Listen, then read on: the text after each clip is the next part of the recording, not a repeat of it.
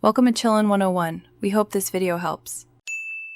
You start by opening Chrome settings and going straight to privacy and security so you control cookies now. Once there, tap cookies and other site data. Choose allow, block third-party cookies, or block all. Make sure to whitelist essential domains under sites that can always use cookies so logins and preferences work. You do this because cookies store session tokens and preferences.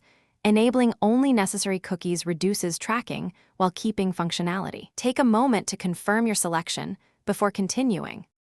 You now inspect and manage stored cookies using developer tools. Open DevTools, choose the Application tab, and expand cookies to see domain-specific entries and their keys. Once done, click individual cookies to view name, value, domain, path, expiration, and same site attributes. Delete problematic ones or export values for troubleshooting.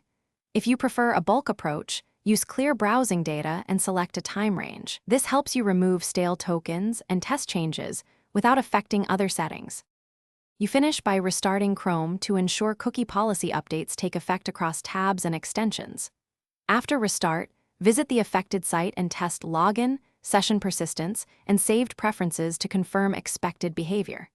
If things go wrong, clear site-specific data via the padlock menu or settings, then disable extensions that block cookies and test again. Sometimes privacy extensions interfere. Remember why. Cookies enable session continuity, and methodical testing, plus targeted clearing resolves. Thanks for watching. Consider subscribing if we helped you.